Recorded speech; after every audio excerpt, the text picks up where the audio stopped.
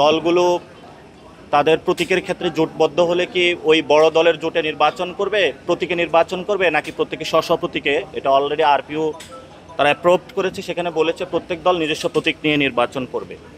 এবং আমরা মনে করি যে বর্তমানে কয়েকটি প্রতীক খুবই জনপ্রিয়, ধান যেমন আছে, তারপরে হলো দাঁড়িপাল্লা আছে, এবং ইনশাল্লাহ আমাদের শাপলাও সেখানে নতুন করে অ্যাড হবে।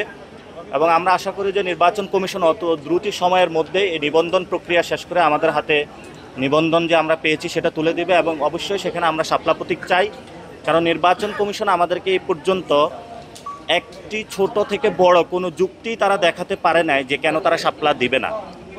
এই জন্য নির্বাচন কমিশন, আমরা যখনই তাদেরকে প্রশ্ন করেছি, 2 ঘন্টা যাবৎ প্রশ্ন করেছি, তারা চুপ থেকেছে। আমরা কোনো দিন গিয়ে 3 থেকে 4 ঘন্টাও তাদের সামনে দাঁড়িয়ে কোশ্চেন করেছি, তারা চুপ থেকেছে। তারা কিছু আমাদেরকে প্রশ্ন করেছিল, সেগুলোর আমরা উত্তর দিয়েছি।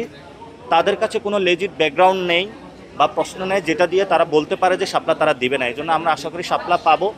শাপলার ক্ষেত্রে যদি তারা কোনো অদৃশ্য শক্তির ইনফ্লুয়েন্সড হয়ে কোনো ধরনের ষড়যন্ত্রে লিপ্ত হয় এবং নির্বাচনের বানচালের ক্ষেত্রে ইসির যদি কোনো ভূমিকা থাকে, সেটা আমরা শক্ত হাতে প্রতিরোধ করব ইনশাআল্লাহ। এবং ইনশাআল্লাহ। আইনিভাবে আপনারা না এগিয়ে এখন রাজনৈতিকভাবে মোকাবিলা করার বিষয়টা নিয়ে দেখুন, নির্বাচন কমিশনে আমি বলছি যে এটা জঙ্গলি কায়দায় চলছে, কারণ নির্বাচন কমিশনের প্রতীক পাওয়ার ক্ষেত্রেও কোনো নিয়ম নেই। কোন কোন রুলস বা গাইডলাইনের ভিত্তিতে তারা প্রতীকটা দিবে বা প্রতীকের লিস্টটা কিভাবে বানানো হয়েছে সে বিষয়ে তাদের কোনো নীতিমালা নেই। আমরা তাদেরকে প্রপোজ করে এসেছি যে নীতিমালা তৈরি করার জন্য, তারা বলেছে এই বিষয়ে কাজ শুরু করবে। আমরা যখন আইনিভাবে লড়তে যাব, তো যখন কোথাও নীতি নাই, আইন নাই, তাহলে আপনি কিভাবে আইন দিয়ে লড়বেন? এবং নির্বাচন কমিশনের অধিকাংশ ক্ষেত্রেই তাদের মর্জি মাফিক, অর্থাৎ রাজা যেভাবে সিংহাসন চালায় উইদাউট এনি রুলস রেগুলেশন, তারা সেই জায়গাতে পরিচালনা করছে। এবং এই নির্বাচন কমিশনের যে বর্তমানে যে কার্যক্রম রয়েছে, কোনো আইন বহির্ভূতভাবে তারা যে নির্বাচন কমিশন চালাচ্ছে, এটা একটি বড় অন্যতম কারণ বাংলাদেশে গণতন্ত্র হুমকির জন্য।